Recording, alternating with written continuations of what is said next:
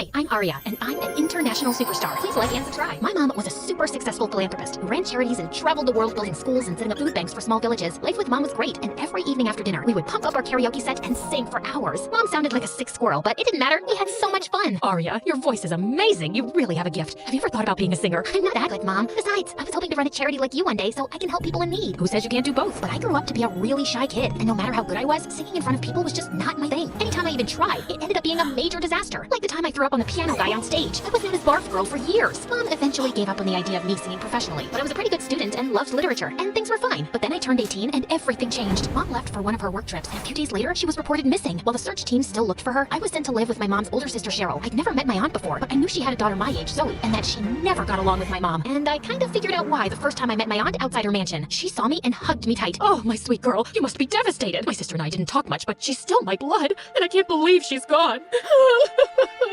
Thanks, Aunt Cheryl, but Mom's just missing, not dead. We have search teams looking for her, and I'm sure she'll be back in no time. Of course, sweetheart. Whatever makes you feel better. Zoe, why don't you sing for your cousin? Oh, sure, Mom. We have a cousin who's gonna live free. Her mom's gone missing, and she's got no money.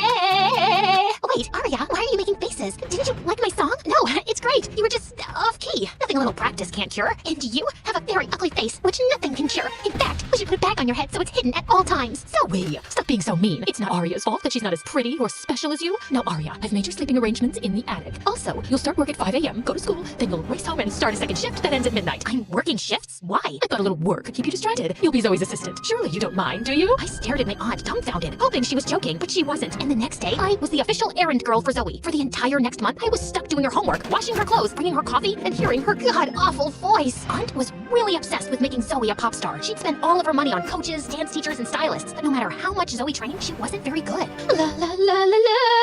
She's wonderful. We need to get her on stage, like ASAP. I don't think she's ready. How about now? She's hired. Aunt Cheryl and Zoe were horrible, and even though I felt stuck in this house of morons, I decided to keep my head down and wait for Mom. The search and rescue mission was still on, and I was sure I'd have some information soon. All I had to do was remain patient. But then one day, I walked into my room and saw all my dresses on the floor, and Zoe stood in a corner prancing around with a red dress, which belonged to my mom. It was the only thing I'd carried of hers, and was saving it for my graduation. What do you think you're doing? Give my dress back. Why? It looks so much better on me. Where are you gonna wear it anyway, errand girl? In case you haven't noticed, you're pretty much stuck in this house as my servant. That dress belongs to my mother, and I'd rather eat dog poop than let you wear it. Besides, it doesn't even fit you properly, fatso. You did not just call me that. Actually, I did. F-A-T. Fatter. Fattest. Zoe looked at me like a wildcat, and then she just started screaming. I tried to calm her down, but she went crazy and started ripping the dress apart. Just then, Aunt came running, and Zoe started complaining to her how I'd insulted her and called her fat. Look what you did. You've upset Zoe. She has a photo shoot tomorrow, and now her face will be all puffy from crying. Are you trying to ruin her career? What career? She sings like a freaking toad. You pay people to hire her. Shut up. I took you in my house, gave you food, clothes, and this is how you repay me? You're so selfish, just like your mom. If you can't behave yourself, I'll send you to an orphanage. Do you understand? Loud and clear, Cruella. Aunt stormed off angrily, and Zoe followed her. Well, I just sat down with the tattered pieces of Mom's dress and wailed like a baby. That day, I decided to just not talk to anyone and stay out of trouble. But life had other plans. A week later, I was sitting backstage for one of Zoe's rehearsals, reading a magazine, when Emmett sat next to me. He was Zoe's dreamboat of a boyfriend, and one of the hottest teen models of our age. I hate this. Yeah, she sings like a broken record. I mean, she could be better, but...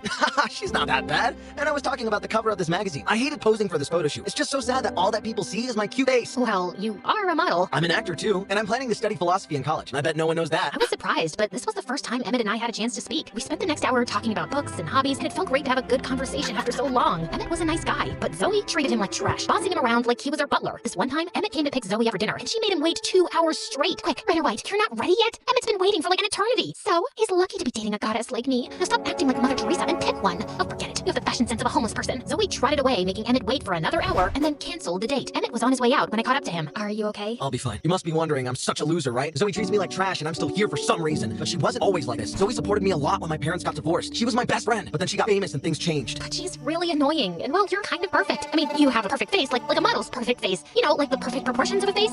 That kind of perfect face. I'm not saying you're perfect for me. Sorry, I'm babbling. It's cute. Anyway, I have a shoot, so I'll see you around. Emmett winked and left, and my heart skipped like 1,000 beats. He was so amazing, and the only guy who'd been nice to me since Mom left. I felt happy around Emmett, and soon I developed a massive crush on him. But I knew I couldn't act on it, so I let my feelings slide and focused on my work. Zoe was recording a jingle for a hot dog company, and there were a lot of things to take care of, like makeup and costumes. On the main day, we were at the recording studio, and everyone was excited until Zoe started throwing tantrums. Hot dog, it's not a real dog. What is this nonsense? I don't like these lyrics. Change it. And what's wrong with the air conditioning? My butt's sweating. Get me lemonade. You can't get anything inside the recording studio. I can, and I will. The producer refused, and Zoe kept screaming. Aunt tried to calm her down, but she didn't give a hoot, and we were all asked to leave. And the next morning, Aunt told us that Zoe had lost the contract. What is wrong with you, Zoe? I paid a lot of money to get get you that contract. Are you mocking me? How dare you? Something's wrong with my face. Aunt panicked and rushed Zoe to the hospital. The doctors did a quick test, and we found out that Zoe had screamed so much from the previous day that she damaged her vocal cords and lost her voice. The only way out was surgery and spending several months in recovery. Aunt cried, Zoe fainted, and it was a mess. The next few days were no good either. Zoe refused to talk to anyone, including Emmett. He even brought her flowers, but she smashed them over his head and slammed the door in his face. Then one day, I was doing some errands, humming as always, when someone spoke near me. That was beautiful. Arya, you should be on stage. Me? Yeah.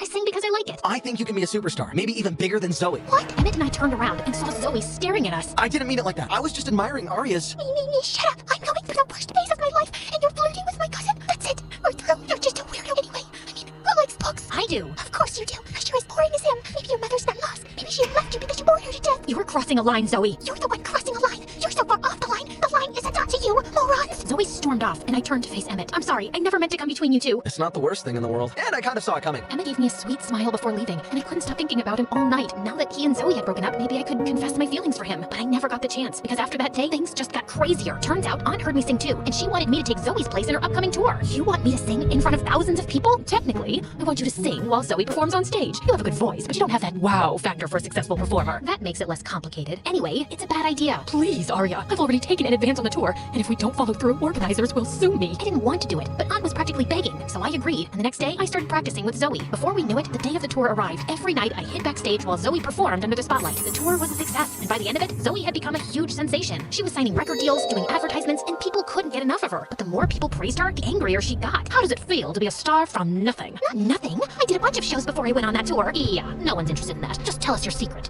Sure. Zoe got up and threw a glass of water in the reporter's face before leaving. Clip from the interview went viral, and she got a lot of hate on social media. Aunt tried to calm down the situation by paying off people to take the video down, but the damage was done. This is a nightmare. Why did you have to assault that reporter, Zoe? She was annoying me, and she kept saying that my voice is better now. Like I'm not good enough on my own. What does it matter? Everyone loves you. No, they love me with Arya's voice. I'm so tired of Arya taking everything from me. First, she took away Emmett, and now she's after my fame. I'm not after anything. In fact, if I didn't sit backstage singing like an invisible elf, you wouldn't be here at all. It's not my fault if I sing better than you do. You're not better than my daughter. I was right about you. You're just like your mother. Why do you keep bringing up my mom every time? What did she ever do to you? She made my life miserable. Our parents loved her. My mother once said that your mom was the daughter she never had. I was the older child, but I wasn't enough. Your mom always tried to show people how she was oh so kind. Next to her, I was always ordinary. And now you're here, trying to do the same thing with my daughter. But I won't let you. My mom is kind. She is amazing. And she's the best mother ever. But look at you. Mom's not even here, and you're still threatened by her. So maybe it wasn't Mom, but it was you, Aunt Cheryl. You and your stupid insecurities. How dare you? Before Aunt could get another word out, I just walked out of the house and took a cab. I needed someone to talk to, so I called Emmett on the way and asked him if we could meet at the cafe. He agreed, and I just ended up telling him everything. Why did you say yes? I couldn't back out on Aunt Cheryl. As much as I hate her, she did support me after Mom disappeared, but now I feel trapped, and I'm tired of singing in the shadows. Then get on that stage and own your truth. What if the audience hates me? You won't know if you don't try, right? And I'm here for you. Emmett gently squeezed my hands, and I felt confident enough to take over the world. He was right. I had to own my truth, rather than crying about my situation. So the next day, while Zoe got her makeup done for her performance, I went on stage and confessed everything. Zoe is my cousin, and I've been singing in her place. Zoe came running and snatched the mic from my hand. She's lying! Oh yeah? Then let me prove it. I started singing without any music and gave the best performance of my life. I was nervous, but I closed my eyes and pictured my mom, and all my fear melted away. Once I was done, the crowd erupted in applause. Zoe and Aunt Cheryl were in shock, but I just dropped my mic, turned around, and left. The clip of my performance went viral, and everyone called Zoe a cheat and a fraud, which she totally deserved. I never met Aunt and Zoe again, but thanks to my little stint at Zoe's concert, I quickly got noticed, and a huge record label signed me on. It was difficult to sing confidently at first, but Emmett encouraged me, and I did well. Then one day, Emmett and I were headed back home, and when we got there, we saw a bunch of police vehicles lined up. I rushed inside and saw Mom waiting for me. I ran and threw my arms around her. Mom, I missed you. Where were you? My boat crashed while traveling, and I was stranded on an island, my love. The villagers on the island rescued me, but I had no memory of who I was. Slowly, I recovered and gave them your name, and here I am. You don't know how happy I am to see you. Me too, Mom. And I have so much to tell you. But before that, meet Emmett, my boyfriend. Mom smiled, and I just knew things would be A-okay.